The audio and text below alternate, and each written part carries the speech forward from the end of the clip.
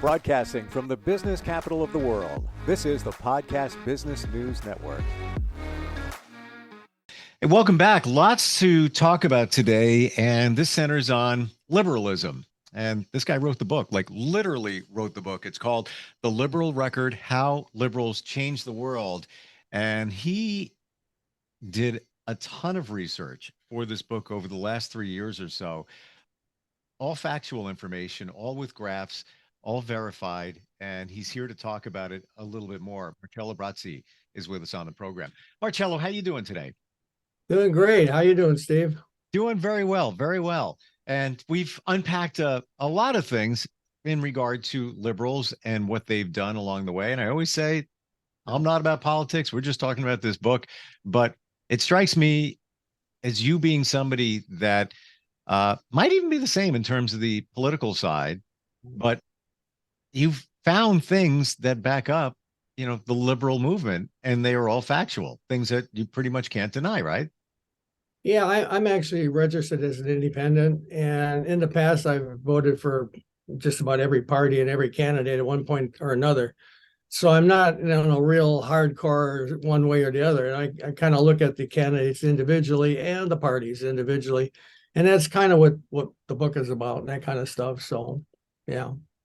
Do you, along the way here, do you find more and more information out regarding liberals and what they have done, even since the research you did on the book? No. That's one of my big complaints is like the stuff that's in my book, for example, and information in general. There's a lot of misinformation out there. And in the ideal world, one party would correct the other party, or correct the lies, correct the mistakes, clear the air, and set the record straight. But that hasn't happened.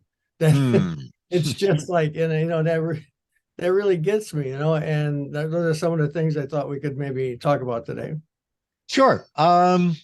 We almost hit up the topic of guns last time we got together. We never really dug deep into that. How about we look at that one today? Okay, yeah. On guns, what I've learned recently is that there's a lot of dialogue on guns. I mean, there's red flag laws, there's background checks, there's this rules, that rules, all kinds of things. But when it comes to elections, that all gets muddied. Everybody, they're not clear about that. Well, who's this, what's that, what, I don't know if this is right or wrong or whatever. And like, if you notice in the last election, a single issue at that time, everybody claims it was abortion. A single issue that people can focus on, a single issue. They can focus on that. And there was a lot of votes, much more than was expected. And apparently it was all based on the abortion issue. So, I'm thinking, well, that's needed for guns. I mean, they need a single issue to focus on in the whole area of guns, instead of focusing on, like I said, background checks, this, that, whatever. The point is that every proposal, every law is never, not one of them has ever been endorsed by Republicans. Now it's like they have a pure record of completely, there's just no issues, everything. On background checks, everybody wanted background checks. Republicans voted 100% against background checks. That's just one example. Anyway, I believe, and like I said, we learned this at the book show we were at, is that one issue resonates with people. And that is simply, there's only one way to reduce the slaughter of people with guns, and that is to never vote Republican. So when people, they vote, hear the people were all saying to me, "Oh yeah, never vote Republican." Yeah, that's true. That's what we have to do.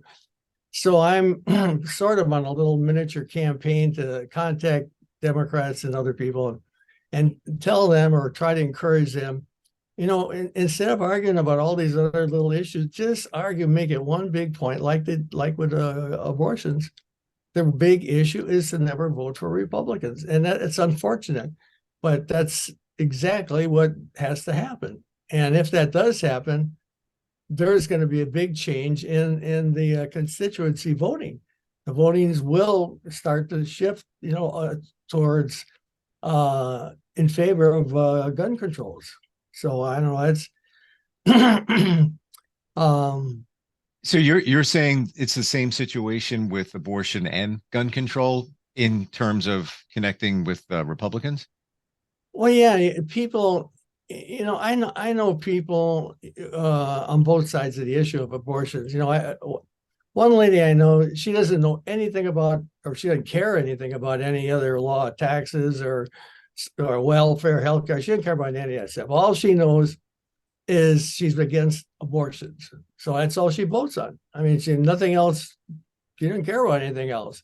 And there's other people that have kind of gone into after the Supreme Court decision. There's a lot more people now who are realizing that their vote counts when it comes to abortion. So that's becomes sort of a single issue voting item, And I'm saying it's the same thing with guns. Is rather than talking about all these different rules and regulations and who's for this and who's for that and what's the background checks and all that, the Democrats have and the United States just to cut back on all these slaughters. I mean, it's just incredible. Almost every week we've got some church, some school, some club, whatever. Somebody goes in there and shoots up 20, 30 people. I mean, it's just unbelievable. It's beyond belief. I remember you said you had some experience with some gun thing a few years back.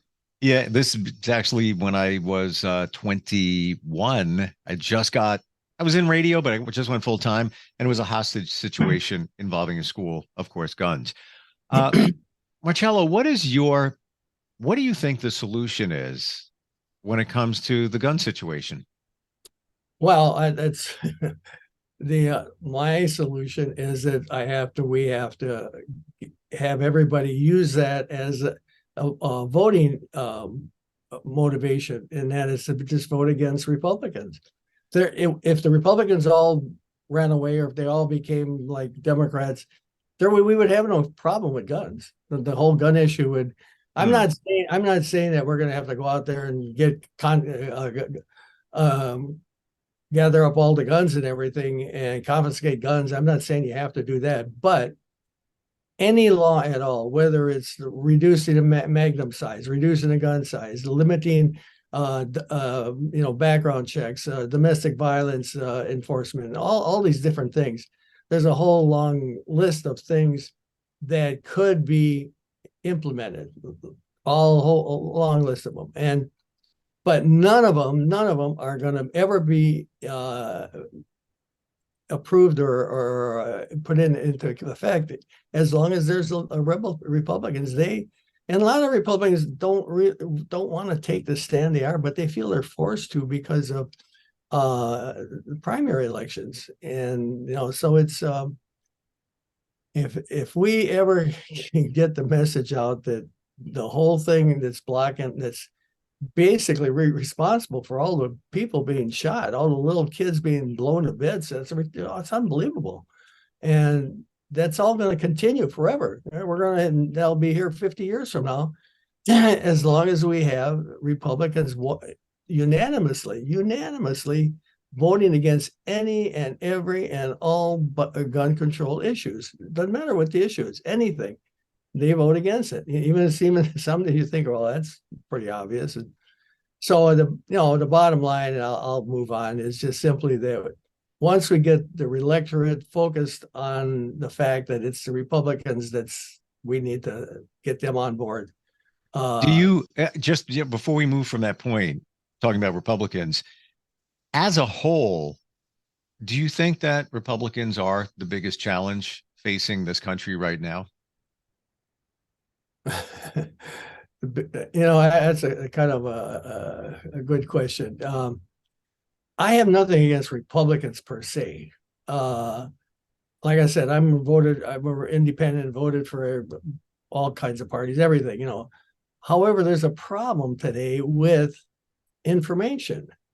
And if you're paying attention, you would have seen it just in the last couple of weeks and continuing, there's major billion-dollar lawsuits against Fox News and other speakers and that.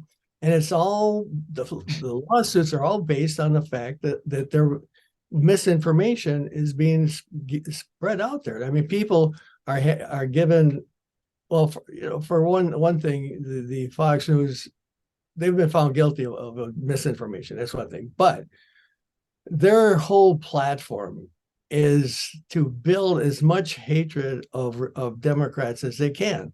Any little thing a Republican does, I mean, if he, gets caught speeding on a highway, they'll make a big deal out of it. You know what I mean? And they just have one overriding consuming message, and that is to hate Republicans. But now what I'm saying is not the Republican Party, but it's the message people, the Fox News people, the Alex Jones people. They're spreading all these one-sided, hate-filled messages. Now, if we, and I think we mentioned this before, that in the past, back when I was growing up, maybe you too, the both parties got along somewhat. I mean, they had conflicts and compromises and cooperation, but everything went along pretty well until 1987. They changed the rules, and from that point forward, it's been a completely different game. And so anyway, that's the problem. What about, and we talked about guns, we talked about abortion, moving off of Republicans for a moment, happiness surveys, they always come up. We see them in other countries. I with a smile in my eye, I look at some of the other countries that get 2 months vacation, which is standard in some of them. Related to those surveys and liberals, what are your thoughts there? Well, yeah, there's all kinds of surveys on everything and anything. I mean, you want to know if you want to know what's going on, just go on the internet and you get a survey for it. Right. One of the things that I looked up while I was in the process of putting the book together was the general happiness ratings in different countries. And they, believe it or not, they actually have a survey. It's done like maybe every 2 years or so. And they go through the country, and I'm not sure all the details, but they come up with a rating for the happiness level, and whether everybody is happy and satisfied, and or are there people that are a lot of complaining and everything like that. So anyway, I think it's informative that a lot of people thinking, I hear this all the time, oh, the United States is the best country in the world. Well, yeah, it's a great country, sure, but I think it's not as great as they think it is. We come in on a happiness survey at level number 18 from the top. So that means there's like 17 countries where the citizens have a higher level of happiness in their lives. And if you look at all those countries, I think pretty much every one of them practices what I call socialistic capitalism. In other words, it's a combination of socialism plus capitalism. A lot of people think it's either or. You got either going to be socialism or capitalism. You can't have both of them. No, that's not the way it works. They have more lenient plans about paying for school, about vacations, about Social Security, a whole list of things. And that people really are, they feel more secure. They feel more, they're not worried about problems and stuff like that. So the bottom line is that contrary to what a lot of people believe, by implementing some of these social programs, for example, universal health care, that's a big one. These other countries are all, well, maybe not 100%, but many, many, many of them are very satisfied with their healthcare. And that's another thing I took surveys on, and I found that out that, some people around in the United States like to say, oh, there's other countries with their universal healthcare, they're terrible, they're suffering, and Well, most of them are much more satisfied with their healthcare. They really are. And they get good care. It's affordable. There's nothing wrong with it. So again, that's what I'm saying is that some level of socialism. I'm not saying socialism has extremes like anything else, and you could go all the way extreme to communism is, extreme socialism. Well, that's we tried that in the last century and it didn't work. So, I don't even know why anybody even thinks that's a possibility. That's totally off the table. But implementing some level of socialism like healthcare and education and work benefits, stuff like that, that really improves people's level of happiness with their lives and with their country and that. So anyway, I think that's informative that people don't realize it. And that's, like I said in my book, I try to focus on things that people are not aware of. And, that's one of them. A lot of people are not aware of the fact that the United States is rated only number 18 out of all the countries. And the ones who are rated higher have some degree of socialism and capitalism. Another item, if I could go mention, it's not public knowledge, is on abortions. A very hot topic nowadays. And it's really, people are really, I mean, they're all motivated one way or the other on abortions, and it's a big issue. There's two types of attitudes on abortion, two types. One type believes that at the moment, the instant of conception, a human being is put into existence. At that very instant, you now have a human being there. The other faction is that no, you don't have a human being until sometime down the road. And different levels. Some say 3 months, 4 months. It's all varied, but it basically comes down to, is there life immediately or is it sometime later? Not life, but human beings. One thing that, and I believe that most of the people, I can't say 100%, but most of the people who believe that a human being is created at the moment of conception are mostly religious people.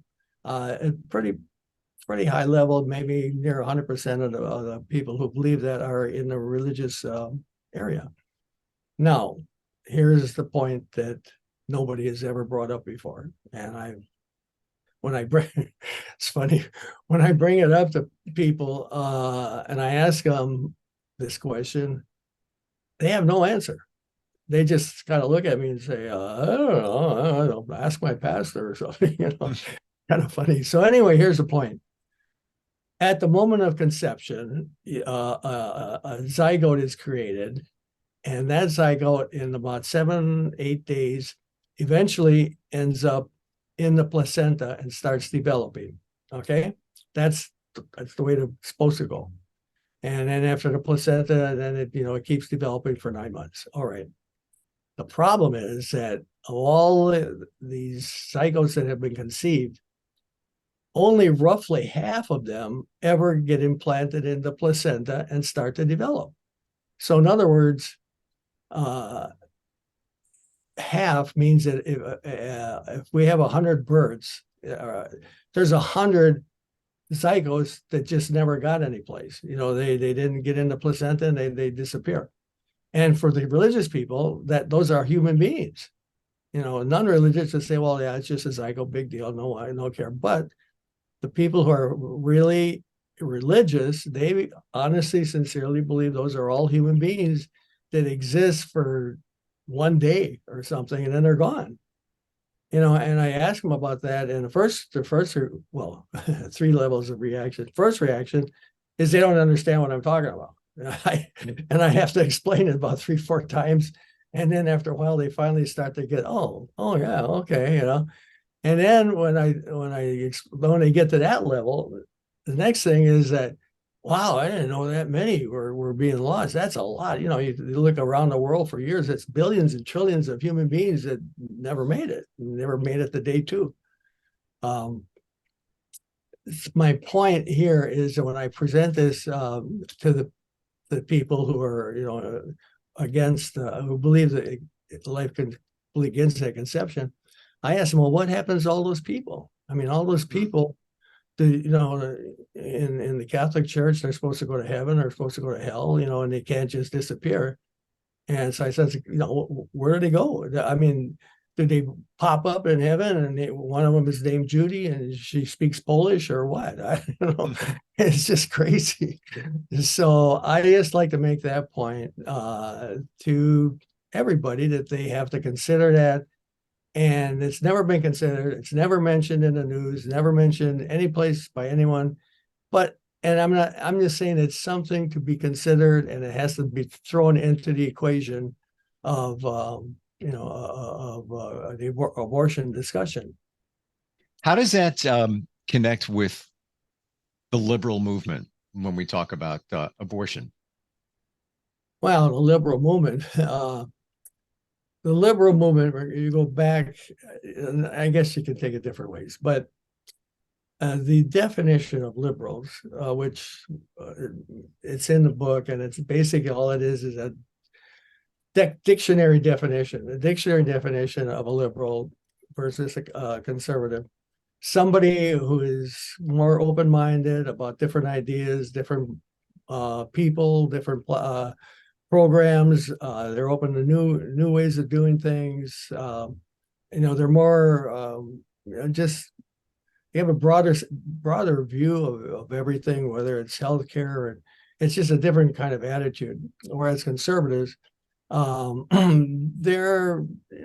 want to keep things the same. They don't want to change anything. They're open up to they're not open to anything, any people or customs that are different.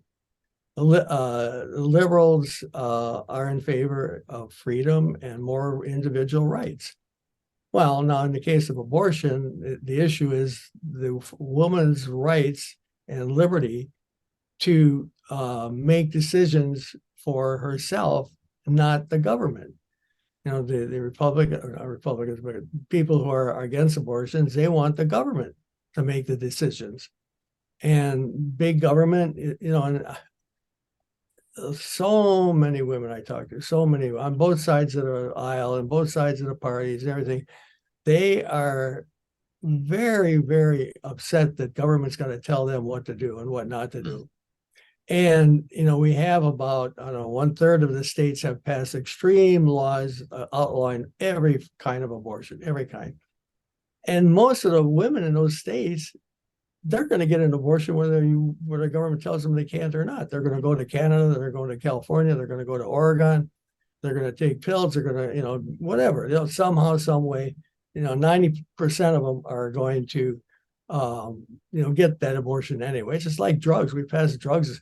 How many drug wars have been going on for 100 years, and everybody still, it hasn't gone away. People want drugs, they're going to get their drugs. People want abortions, they're going to get their abortions, well, in the moments that we have left, the book is, in just a moment here, what was your main objective in writing The Liberal Record? Well, pretty basically what I've said is that there's a lot of misinformation out there. Well, two things, which we mentioned.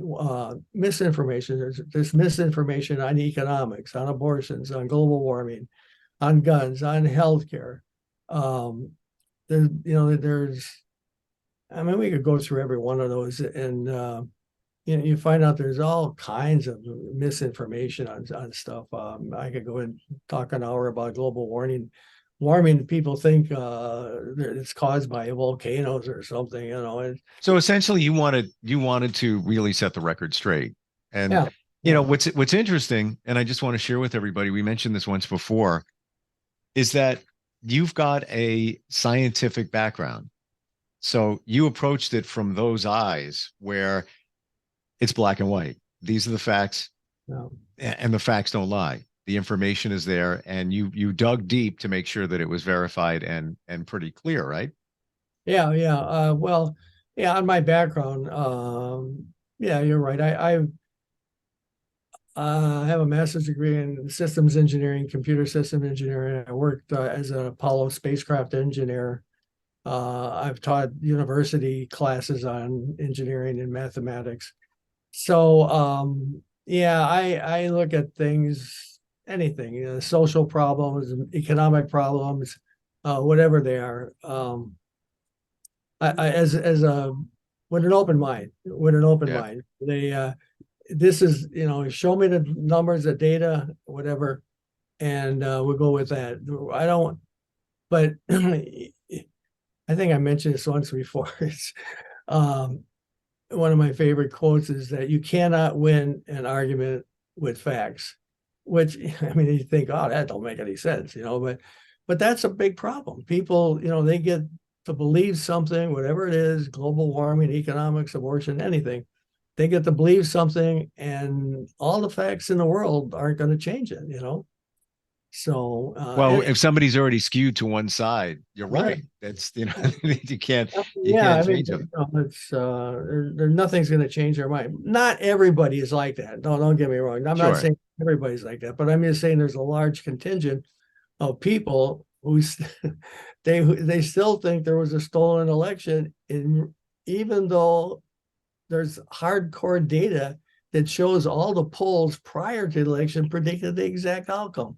So, there was no stolen election, but people, they'll never change their mind, right? Well, then it turns into your facts and their facts. The book is called The Liberal Record: How Liberals Changed the World. What's the website, Marcelo, where we could find more details?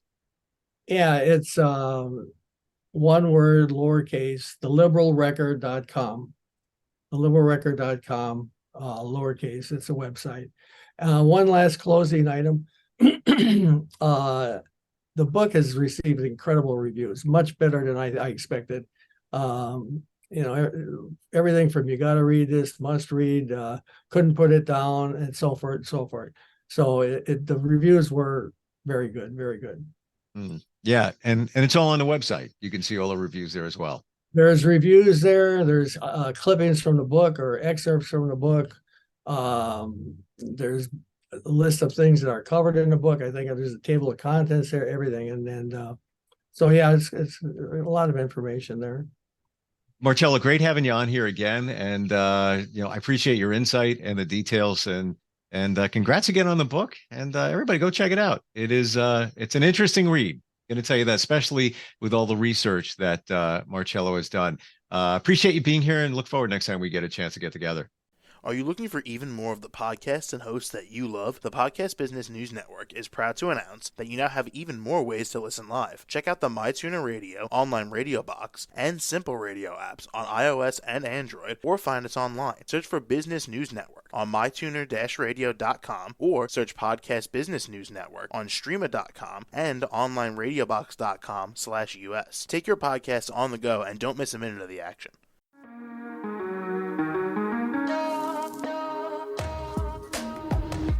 Broadcasting from the business capital of the world, this is the Podcast Business News Network. For nearly 2,000 severely injured veterans, everyday life has become filled with barriers. Day-to-day simple tasks can become pretty daunting. I have to carry my chair up 2 flights of steps or have somebody do it for me. What scares me the most is just the falling. When I'm struggling with my house, I think, to have that one great barrier just knocked down, it's crucial. Home for Our Troops is a wonderful nonprofit that builds a mortgage-free, fully adaptive, handicap-accessible house. And there's no catch. It'll be our very first home that we've ever owned. This is a game changer. This is where your life begins again. We need you to join us in completing this important mission. Please visit hfotusa.org and help build homes and rebuild lives. Because of you, everything's going to be okay.